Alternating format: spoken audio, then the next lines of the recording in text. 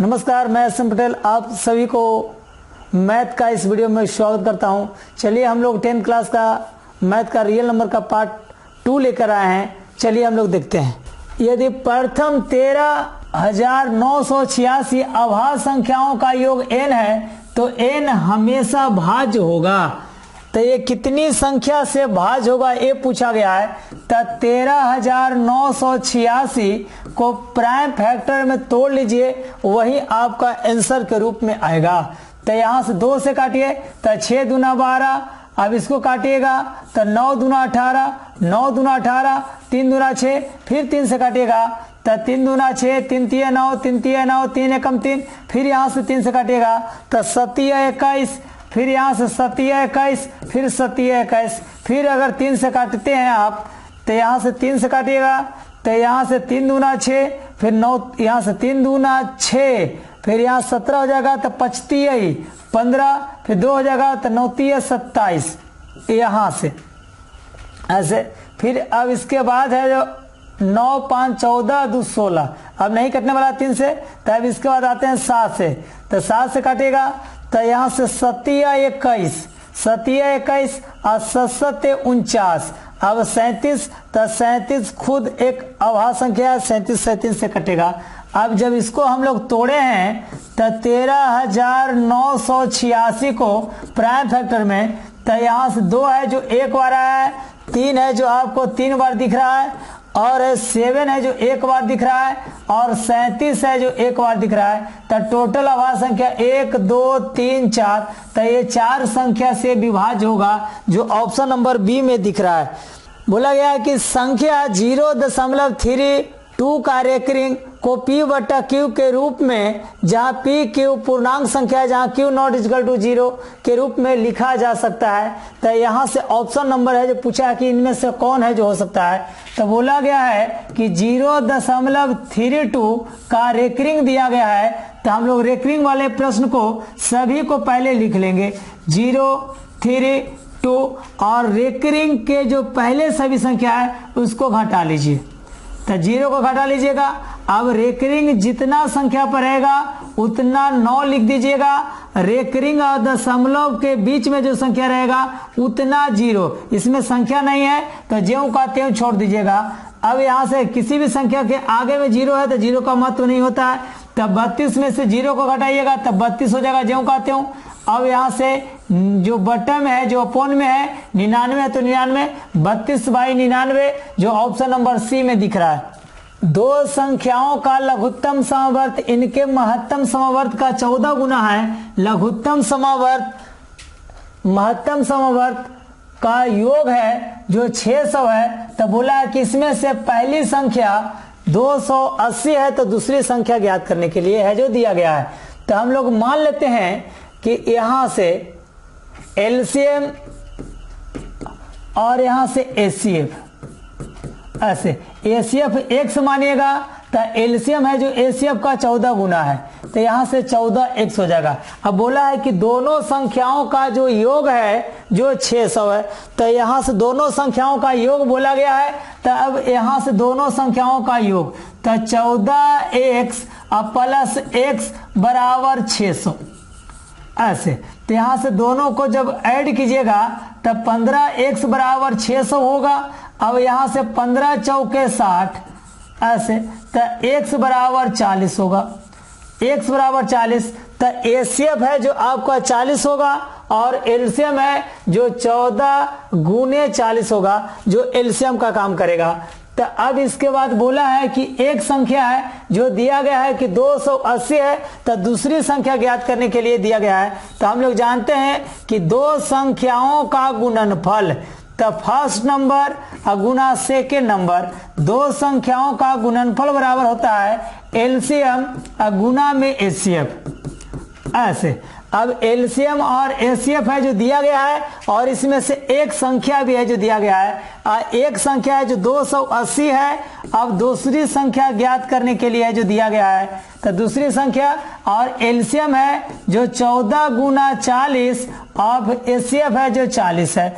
अब इसके बाद है जो 0 से अगर 0 काट दीजिएगा, अब यहाँ से 14 दूना 28, 2 मरतबे 2 को काट दीजिएगा 4 को, यहां से, तो यहां से सेकेंड नंबर जो होगा आपको, सेकेंड नंबर, तो यहां से 40 दूना 80, तो सेकेंड नंबर है जो आपको 80 होने वाला है, जो ऑप्शन नंबर बी में दिख रहा है। जब भी ऐसा प्रश्न है तो ऐसे करके सॉल्व कीजिएगा। अब x के पावर n प्लस 1 एक गुणांक x प्लस 1 है तो n निश्चित रूप से होगा। यहां से x के पावर n माइनस a के पावर n होगा, जहां n है जो इवन नंबर हो, सम संख्या हो, सम संख्या हो, सम संख्या होगा, तब n है जो n सम संख्या होगा, तब x अब प्लस a से कटेगा और x माइनस a से भी कटेगा। अगर आपको x के पावर n प्लस में a के पावर n हो, जहां n है जो ओड नंबर हो, विषम संख्या हो, ये ओड नंबर हो, ओड नंबर हो, तब ये विभाजित होगा x प्लस a से विभाजित होगा। यहां से अगर x के पावर m और माइनस a के पावर n हो, यहाँ m या n दोनों में से कुछ भी हो, तब a है जो विभाजित होगा x माइनस a से। यहाँ से बोला गया है, यहाँ से देखिए a है जो दिया गया आपको कि x के पावर n है, प्लस में 1 है, 1 के पावर n मान लेते हैं, तो n है जो आपका ये ओड नंबर रहेगा, तब है जो x प्लस a से विभाजित होगा। यहाँ से जो n का मान है जो विषम संख्या रहेगा, तभी ये जो विभाजित होगा, जो ऑप्शन नंबर आपको a में दिख रहा है। ये नोट में है जो लिख लीजिएगा, ताकि ये जब भी ऐसा प्रश्न आए तो बना सकें। संख्या रेखा नंबर लाइन पर प्रत्येक बिंदु प्रदर्शित करता है। तो ये यहाँ जो संख्या रेखा है, इस संख्या रेखा पर वास्तविक लाइन, वास्तविक संख्या को ही प्रदर्शित किया जाता है, और वास्तविक संख्या है जो परिमेय तथा अपरिमेय संख्या के समूह को वास्तविक संख्या कहते हैं, जो ऑप्शन नंबर ए में दिख रहा है। यदि n एक प्राकृत संख्या है तो है, तब n रूट अंडर n होगा। यहां से बोला है कि n जब प्राकृत संख्या है तो रूट अंडर n है जो क्या होगा, अगर n का मान नेचुरल नंबर रखेंगे तो है जो कभी रूट से बाहर होगा, कभी है जो अंदर रहेगा, तो कभी है जो प्राकृत संख्या होगा, कभी अपरिमेय संख्या होगा, जो ऑप्शन नंबर डी में दिख रहा है। क्वेश्चन नंबर 46 है जो बोला है कि निम्नलिखित में से कौन सा कथन सत्य है। निम्नलिखित में से कौन सा कथन सत्य है। यहाँ दो अपरिमेय संख्याओं का गुणनफल हमेशा अपरिमेय संख्या होता है। दो अपरिमेय संख्याओं का गुणनफल हमेशा अपरिमेय संख्या होता है, ऐसा कहना सत्य है या असत्य है। तो हम लोग मानेंगे कि एक जो अपरिमेय संख्या है जो 2 है, और दूसरी अपरिमेय संख्या √3 है। ऐसे अब यहां से 2 में जब 3 से मल्टीप्लाई करेंगे तो √6 होगा, तो ये है जो अपरिमेय संख्या है। बोला है कि दो अपरिमेय संख्याओं का गुणनफल हमेशा अपरिमेय संख्या होता है। तो इसके बाद और भी हम लोग चल सकते हैं ऐसे, √5 और √5। तो यहां से जब 5 से मल्टीप्लाई करेंगे तो 25, और 25 का वर्गमूल है जो 5 होगा, तो ये यहां से परिमेय संख्या के रूप में है, इसलिए ऑप्शन नंबर ए है जो गलत है। चलिए ऑप्शन नंबर और आगे चेक करते हैं। तो बोला है कि एक परिमेय व एक अपरिमेय संख्या का गुणनफल हमेशा अपरिमेय संख्या होता है, ऐसा कहना सही है। एक परिमेय संख्या और एक अपरिमेय संख्या, इसका गुणनफल हमेशा अपरिमेय संख्या ही होगा। चलिए ऑप्शन नंबर बी है जो सही होगा आपको। नेक्स्ट आगे चलते हैं, देखा जाए बोला गया है, अभी जस्ट क्वेश्चन देखे हैं कि x के पावर n प्लस 1 एक का एक गुणांक है जो दिया गया है x प्लस 1, तो सिर्फ तभी विभाजित होगा जब n का मान है जो विषम संख्या होगा तब। ऑप्शन नंबर जो बी में आपको दिख रहा है। 48वां क्वेश्चन है, निम्नलिखित में से कौन अभाज्य संख्या है। तो वैसी संख्या जो 1 से बड़ी हो, 1 एवं अपने आप के अलावा किसी अन्य संख्या से न कटे, वैसी संख्या को हम अभाज्य संख्या कहते हैं। जैसे यहां से ऑप्शन नंबर आपको सी दिख रहा है 11, ये है जो आपका अपरिमेय संख्या, ए है जो आपका अभाज्य संख्या है। निम्नलिखित में से कौन परिमेय संख्या है। परिमेय संख्या, निम्नलिखित में से कौन परिमेय संख्या है। ऑप्शन नंबर ए है। तो यहां से देखिए 2 माइनस √3, ये तो अपरिमेय संख्या है, परिमेय तथा अपरिमेय संख्या का योग या अंतर अपरिमेय होता है। √5 है, इसका वर्गमूल नहीं निकल रहा है, इसलिए अपरिमेय संख्या होगा। तो 2 और √3, अब बाई में √3, तो यहाँ से √3 से √3 काट दीजिएगा, तो 2 एक परिमेय संख्या है। और यहाँ से यहाँ d है, जो d का मान है जो दिया गया है 16, ये भी एक परिमेय संख्या है। तो ऑप्शन नंबर सी और डी दोनों हो जाएंगे। यदि दो संख्याओं का एचसीएफ 15 और एलसीएम 90 है तो संख्याओं का गुणनफल क्या होगा। हम लोग जानते हैं कि दो संख्याओं का गुणनफल जो होगा जो एलसीएम एवं एचसीएफ के गुणनफल के बराबर होगा। तब बोला गया है कि यदि दो संख्या का एचसीएफ है जो 15 है और एलसीएम है तो 90 है, तो दोनों संख्याओं का गुणनफल क्या होगा। तो दो संख्याओं का गुणनफल बराबर होता है, तो फर्स्ट नंबर गुना सेकेंड नंबर बराबर होता है एलसीएम और गुना में एचसीएफ, ऐसे। तो यहां से दोनों संख्या का गुणनफल है जो पूछा है, जबकि एलसीएम और एचसीएफ है जो दिया गया है 90 है जो एलसीएम है और एचसीएफ है जो 15 है। तो यहां से 15 9 35 से 135 पर 1 0 डाल दीजिएगा, तो ये दोनों संख्या का गुणनफल हो जाएगा, जो ऑप्शन नंबर आपका सी में दिख रहा है। चलिए नेक्स्ट, बोला है कि पाई है, तब पाई एक अपरिमेय संख्या है, जबकि 22/7 एक परिमेय संख्या है। और √7 एक अपरिमेय संख्या है, ऑप्शन नंबर बी।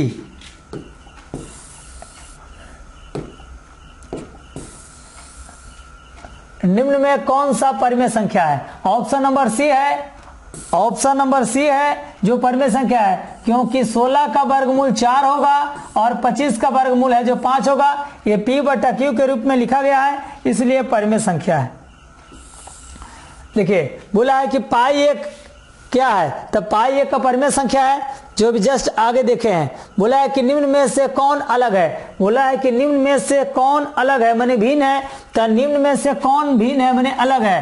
तो यहाँ देखिए 3/5 है, 3/5 माने P/Q के रूप में लिखा है, माने परिमेय संख्या है। यहाँ से 16 का वर्गमूल 4 हो जाएगा और यहाँ से 4 का वर्गमूल 2 होगा, तो ये भी परिमेय संख्या है। और 25 का वर्गमूल 5 होगा, यहाँ से 9 है, ये भी परिमेय संख्या है। और यहाँ से 2 का वर्गमूल नहीं हो पाएगा, तो √2/5 ये है जो अपरिमेय संख्या के रूप में है। तो ऑप्शन नंबर आपका सी होगा।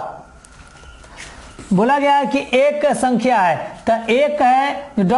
एक संख्या है, तो एक है जो ... एक संख्या दिया गया है, तो इसे पूर्णांक संख्या भी कह सकते हैं और परिमेय संख्या भी कह सकते हैं, क्योंकि सभी पूर्णांक संख्या है जो परिमेय संख्या होता ही है।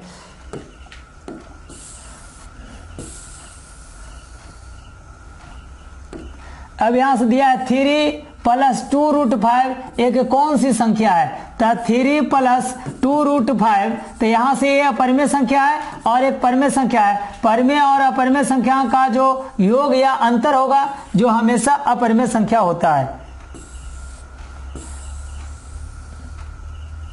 क्वेश्चन नंबर 58 में आइए, दिया गया है कि x² - 5x + 4 = 0, x का मान क्या होगा। तो यहां से x² - 5x + 4 = 0 है, तो x का मान पूछा कि x का मान क्या होगा। तो x का मान है जो 2 होगा, क्योंकि ये क्वाड्रेटिक इक्वेशन है। क्वाड्रेटिक इक्वेशन माने द्विघात समीकरण, तो द्विघात समीकरण में जिसमें शून्यकों की संख्या 2 है तो 2 होगा। यहाँ अगर प्लस है तो आपका 2 मान होगा, तो यहाँ से 2 जो मान होगा, जो दोनों का मान का जो चिन्ह होगा जो एक रंग का होगा। अगर यहाँ माइनस है तो दोनों का मान होगा जो एक रंग का होगा, वो भी प्लस में। अब इसको देखिए, ए वाला को ऐसे 2 पद में तोड़ेंगे कि जिसको गुना करने के बाद 4 हो और जोड़ने घटाने के बाद है जो आपको 5 हो। तो 4 में तोड़ लीजिए और 1 में तोड़ लीजिए, तो 4 और 1 होगा, तो x का मान 2 होगा, 1 4 और 1 होगा। तो यहां से बोला है कि निम्न में से कौन होगा, तो यहां से दोनों संख्या जो एक दूसरे से भिन्न है, तो ऑप्शन नंबर बी होगा। निम्नलिखित में से कौन अभाज्य संख्या है, वैसी संख्या जो 1 से बड़ी हो और 1 एवं अपने आप के अलावा किसी अन्य संख्या से न कटे, वैसी संख्या को अभाज्य संख्या कहते हैं, जो ऑप्शन नंबर डी में दिख रहा है। दो संख्याओं का मस 25 है एवं लसा 50 है तो दोनों संख्याओं का गुणनफल क्या होगा? तो दोनों संख्याओं का जो गुणनफल होगा जो लसा गुने मसा के बराबर होगा। तो 25 में 5 से जब मल्टीप्लाई कीजिएगा तो 125 पर 1 0 होगा, यही आपका दोनों संख्याओं का गुणनफल के बराबर होगा, जो ऑप्शन नंबर आपका बी में दिख रहा है। बोला है वृत्ताकार पथ पर 3 धावक एक स्थान से दौड़ना प्रारंभ करते हैं। एक चक्कर लगाने में क्रमशः 3 घंटे, 4 घंटे, 8 घंटे का समय लगाता है। तो तीनों प्रस्थान बिंदु पर पुनः मिलने में लगा समय क्या होगा? बोला है कि 3 धावक है, ऐसे 3 धावक है जो तीनों एक वृत्ताकार पथ पर चलना प्रारंभ करता है, इस दिशा में चलना प्रारंभ कर रहा है, ऐसे यहां से। अगर मान लीजिए कि ए कोई धावक है जो पूरा एक चक्कर लगाने में आपको 3 घंटा का समय ले रहा है, दूसरा जो धावक बी है जो इसमें एक चक्कर पूरा करने में 4 घंटा का समय ले रहा है, और तीसरा जो धावक सी है जो आपको पूरा एक चक्कर लगाने में 8 आवर का समय ले रहा है। तब बोला है कि तीनों एक ही समय चलना प्रारंभ करते हैं, तो कितने समय के बाद ये तीनों एक ही बिंदु पर मिलेंगे? ये इसी प्रस्थान बिंदु पर, इसी बिंदु पर कितने समय के बाद मिलेंगे? पुनः का केस में जब भी पुनः बोले या कम से कम बोले तो आप लोग तीनों संख्या का एलसीएम निकालिएगा, वही आपका आंसर होगा। तो आप है जो 3, 4 और 8 का एलसीएम निकाल दीजिए, यही आपका आंसर हो जाएगा। तो तीनों संख्याओं का जो एलसीएम होगा 4 और 8, 3 का एलसीएम है जो आपको 24 हो जाएगा, जो ऑप्शन नंबर आपको डी में दिख रहा है। भाज्य बराबर होता है भाजक गुना भागफल प्लस शेषफल, ऑप्शन नंबर ए में मिल जाएगा। √2 एक अपरिमेय संख्या है, ऑप्शन नंबर बी। निम्नलिखित में से कौन अभाज्य संख्या है? Option number C, option number C. यहां से 66 नंबर क्वेश्चन है, आइए हम लोग देखते हैं। 66 नंबर क्वेश्चन बोला गया है कि 625 के अभाज्य गुणनखंड में घात कितना होगा? तो 625 का अभाज्य गुणनखंड में कुल घात कितना है? ये 5 का घात पूछा है कि 625 में अभाज्य गुणनखंड में 5 का घात कुल कितना होगा? तो 625 को प्राइम फैक्टर में तोड़ लीजिए, उसमें 5 का घात सिर्फ बताना है। तब 5 से भाग लगाइए, तब 12, यहां से 5 1 कम 5, 1 बच जाएगा, 5 दूना 10, फिर 2 बचेगा, 5 25, फिर इसको 5 से काटिएगा, तब 5 दूना 10, 5 25, फिर 5 से काटिएगा, तब 5 25, 5 से काटेगा, 5 कम 5। तब 625 को जब प्राइम फैक्टर में तोड़े हैं तब 5 1 बार, 2 बार, 3 बार, तो यह 4 बार है, तब 5 के पावर 4 है, तब 5 का घात पूछा है, तब 5 का घात ऑप्शन नंबर डी होगा, 4 होगा। 5 का घात कितना? 4। ये क्वेश्चन है जो आपका 2 नंबर में भी आ सकता है। देखिए बोला है कि परिमेय और अपरिमेय संख्याओं का गुणनफल क्या होगा? परिमेय और अपरिमेय संख्या का गुणनफल हमेशा अपरिमेय संख्या होता है, जो ऑप्शन नंबर बी में दिख रहा है। बोला है कि 2 परिमेय संख्याओं के बीच परिमेय संख्या होता है, 2 परिमेय संख्याओं के बीच अधिकतम अनंत परिमेय संख्या होता है, यहां से ऑप्शन नंबर डी। एक वृत्ताकार पथ पर 3 धावक एक स्थान से दौड़ना प्रारंभ करते हैं, तो एक चक्कर लगाने में क्रमशः 1 घंटे, 3 घंटे तथा 5 घंटे का समय लगता है। तो तीनों प्रस्थान बिंदु पर पुनः मिलने में लगा समय क्या होगा? बोला है कि 3 धावक, इससे पहले जस्ट क्वेश्चन कर चुके हैं हम लोग। तो यहां से 3 धावक है, तीनों धावक है जो एक प्रस्थान बिंदु पर, तीनों धावक है जो एक ही दिशा में प्रस्थान बिंदु से एक ही समय चलना प्रारंभ करते हैं। ए है जो 1 घंटा में 1 चक्कर लगाएगा, बी है जो उसी चक्कर पर, इसी पर आपको 3 घंटा में 1 चक्कर लगाएगा, जबकि सी है जो इसी पर आपको 5 घंटे में 1 चक्कर लगाएगा। तो बोला है कि जब तीनों एक ही समय चलना प्रारंभ करते हैं तो कितने समय के बाद ये तीनों प्रस्थान बिंदु पर मिलेंगे? तीनों एक ही समय है, जो कितने समय के बाद है जो प्रस्थान बिंदु पर मिलेंगे। जब भी ऐसा क्वेश्चन है कम से कम बोले या पुनः का केस में बोलेगा तो सभी संख्या का एलसीएम निकालिएगा। तो 1, 3 और 5 का जब एलसीएम निकालिएगा आपको तो आपका 15 हो जाएगा, जो ऑप्शन नंबर आपको डी में दिखेगा। आज के लिए ये वीडियो को इतना ही रखते हैं, तब तक के लिए नमस्कार, बाय।